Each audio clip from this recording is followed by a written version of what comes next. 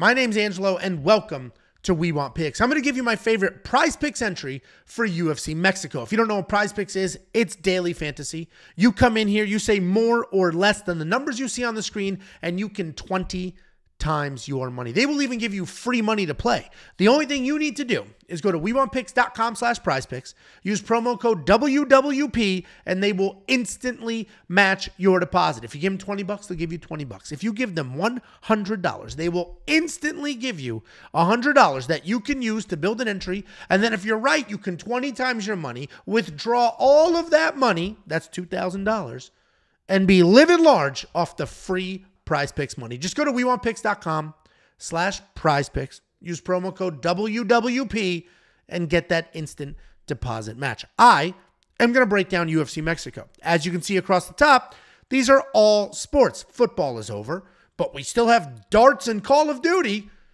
But then in all seriousness, we still have basketball, both college and professional, all the sports. You can even mix and match sports, do all the things. Let's go ahead and break down what I've got going on. Here's the warning. This is a tricky card because three things. One, if I put these two fingers down, I'm flipping you off. One, this is a card loaded with little people. And not little people like the politically correct term. Little people like 155 pounds and under. Typically, those fights go the distance.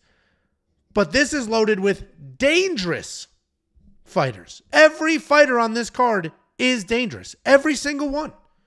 And then the third, to make it even more complicated, it's at elevation. So yes, while everybody here's got great cardio and there shouldn't be tons of issues, elevation does weird things to people. And this isn't just a little bit elevation. This is insanely high. I think this is the highest elevation that any UFC cards are held, Mexico City. So anyway, we have a bunch of little people, dangerous people, and they're all fighting at elevation. That makes things tricky. Elevation means a fight could go the distance because they're too exhausted to knock each other out, or fights that should go the distance are ending early because somebody is so exhausted they quit.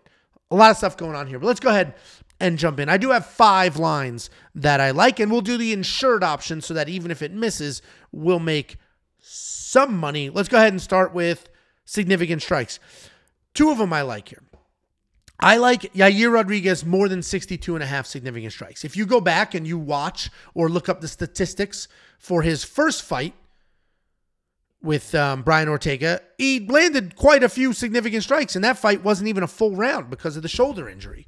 So 62.5 seems like a pretty easy and decent number to get to, especially with Brian Ortega being as tough as he is. The last fight ended in a freak injury. There are people debating whether that was a freak injury or not, saying, well, there was a submission and he pulled out. That was a freak injury.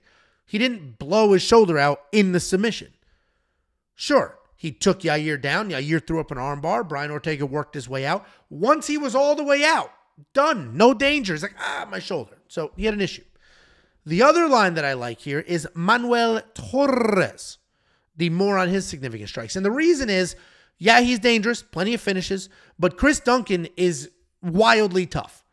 This guy gets dropped constantly, just rises like The Undertaker, takes his beating, and continues coming forward. If Manuel Torres drops Chris Duncan, he will fire away like crazy thinking he'll get the finish. Probably won't, or at least not right then and there. So I think 31.5 is a low number because A, Manuel can put up some decent numbers in general, and B, his opponent just doesn't go down.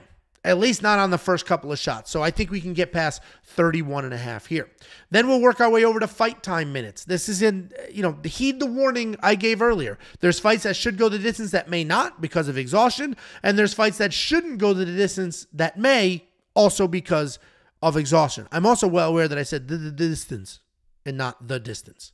So I will go to my speech pathologist after filming this video and we'll get that stutter under control. So we're talking about fight minutes. There are 2 fights that I like. Right off the rip, I like Muhammad Naimov more than 10 minutes. Both of these guys are tough. Both of them are pretty durable. And yes, we've seen Muhammad land that big one-punch knockout power. And Erik Silva can get crazy on his feet as well. But I think this is going to go. I think this will be a distance fight. Muhammad slows down a little bit as is, let alone at elevation. So I think this will be a fun fight. Muhammad Naimov should win. And I think it's most likely a decision. It may look exactly like his last fight with Nathaniel Wood, just a sloppy come forward decision. The other one I like here is Danny Zoobs, Daniel Zellhuber. The more there. Basically, we just need to get 1 minute into the third round. He's fighting a very dangerous, very tough Francisco Prado. But Daniel Zellhuber is very long, very technical. He's not wildly dangerous himself. So he probably point fights his way to a decision, stays on the outside, weathers an early storm, and just pot shots his way through. So I think Daniel Zellhuber will also go over his fight minutes. Main event, 18.5 fight minutes. That should go over as well, but I don't have that. We've got a couple of other entries. Fantasy score, I don't like any of these fantasy scores. I think they're all too good of a line, and fights could go too many different directions. I do think Hani may lose, but if Hani comes in here and he wrestles like the 5-time national champion that he is, he can get past this number. Same with Daniel Zellhuber. We already have him. I don't think he wins by finish, but you know, if he throws a million strikes and Francisco Prado gets tired. So we're going to leave that alone, and we're going to go to takedowns. I like both of these takedown lines, if you will. The more on Hani Barcelos probably should hit, but we're going to leave that alone. I am going to do the more on Brandon Moreno. I'll show you the entry I already built. So if you're watching this video and you don't know, we do have a premium product where we give you all of our bets, all of our picks, tools, information. One of the things we give you is these PrizePick picks, and we give them to you on Tuesday when they drop. We got Brandon Moreno at 2.5 takedowns. They have moved it to 3. That is a full takedown difference. At 2.5, we just need 3 takedowns, and we're good. At 3, we need 4 takedowns. So I don't love it as much with the 3 takedowns because getting 4 takedowns is obviously very different. It's a very different number.